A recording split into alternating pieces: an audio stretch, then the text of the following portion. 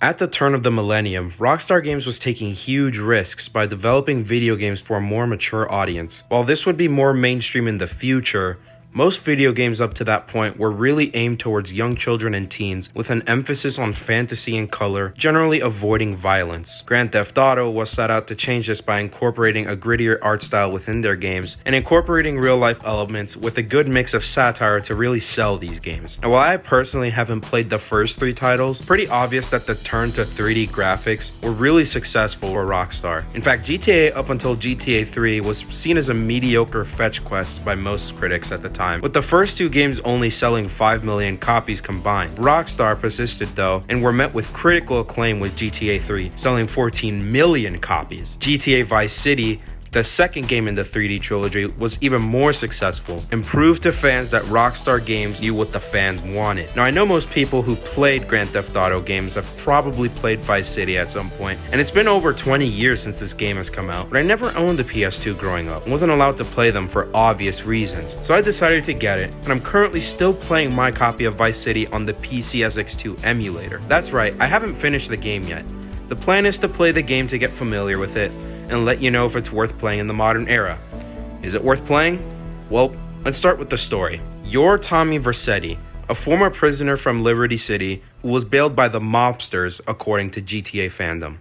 You take a flight to Vice City, a fictional version of Miami, Florida, to be the muscle of the drug industry because it's 1986 Miami and cocaine is basically running the streets. When you go to do your first drug deal, however, it is ambushed, and you're the lucky one that survives the incident. After the incident, you are sought out to repay the Don family for the lost assets and make it your mission to become the biggest badass in Vice City. Now, I haven't gotten to the part where I have to buy businesses yet, and truth be told, I don't plan on going too deep into the story in this review, as this game has been scrutinized and reviewed more in depth by other YouTubers. However, from what I played, it has that classic GTA comedy Rockstar puts in all of their titles. To enhance the story, Rockstar also put a lot of effort into the setting itself. Vice City is honestly my favorite part about this game. I could tell the developers put a lot of time into this part. In fact, Rockstar themselves were really big fans of the 1980s. They all grew up at that time. The Hauser brothers based the story off of classic films such as Scarface and Miami Vice, along with real-world events such as the rise of cocaine and drugs, Cuban and Haitian gang violence, and much more. This further added to the immersion of the story Vice City told. Before development for Vice City, the team would go out to do research in Miami to capture as much information as possible about the location before they would go work on the game. When they'd finish researching, they'd go out to bars, party, and get wasted. Anyway, you can really tell that the developers put a lot of time into making the player feel like they were actually there. Done was the gritty art style of GTA 3, and what we got was a map with fluorescent neon colors and an awesome soundtrack. As nerdy as this may sound, hearing Billie Jean play in Ken Rosenberg's car for the first time legit gave me goosebumps. This, along with the NPC interaction and dialogue, realistic and at times dumb traffic, make Vice City feel like a fully realized version of 80s Miami. Okay, I may be exaggerating a little bit, but for a PS2 game in the early 2000s, you gotta admit, this was unlike anything people had seen up until that point, and to this day I still think the art style looks superior. Now you look at the map from the overhead view, and it's obviously not as big as something like GTA 5, or even its sequel San Andreas, but I think I might prefer this map size, because unlike GTA 5, you don't have checkpoints within a mission, meaning you can only save on certain spots on the map, which make longer missions a lot more difficult. At least if you fail one, you get a taxi.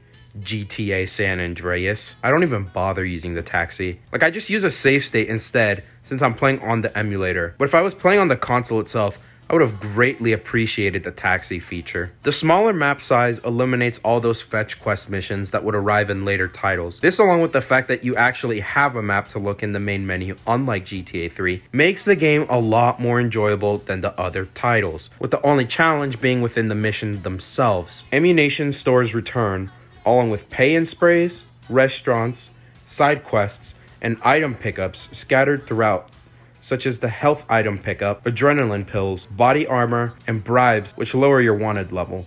These particularly handy if you're rampaging. There's also some weapon pickups scattered throughout the map that you can use in missions. However, buying a weapon before a mission is better because you can't buy weapons once you enter a mission, and once you run out of ammo, you're forced to use whatever the enemy drops, and some weapons are just an absolute chore to use. Now I know Vice City is the second title in the 3D trilogy of games, but seriously, the biggest thing that this game struggles with is its controls.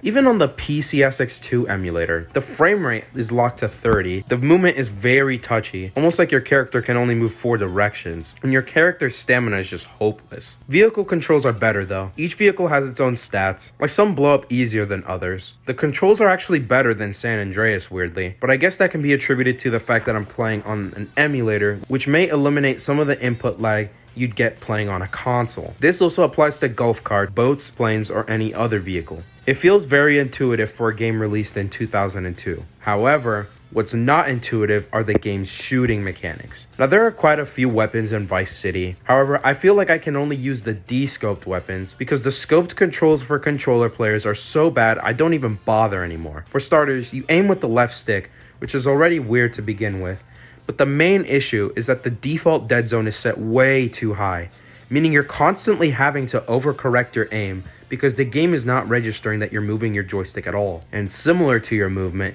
you can only turn your camera in 4 directions instead of having omnidirectional movement while aiming, something even I take for granted playing shooter games nowadays. Now I'd say this is really only an issue on missions where you have to use a scoped weapon, or that one turret mission, but what I really hate is that I have to avoid an entire subclass of weapons just to be able to be competent in missions. Yeah, I'm sure this issue would be resolved on the PC versions where you can use a mouse and keyboard to aim. The actual lock-on aiming can be a little bit dodgy. Like sometimes it locks onto targets that you don't want to aim at period, but overall the controls are fine once you get used to them, and you avoid the dreaded scoped weapons. But if you're used to GTA 5, these controls will take a lot of time to get used to. Now this leads me to the end of the road. Is this game worth playing in 2023? Well, if you like the 80s, a satirical, colorfully bright lit city with what might just be the most awesome soundtrack of all video games and are willing to push through the controls, yes, I'd say it's worth playing. Is it the best one? Well, let me put it this way. It's definitely the most artistically developed and iconic, so if that resonates with you, then I guess it might be. As for an actual answer, that'll be for a future video.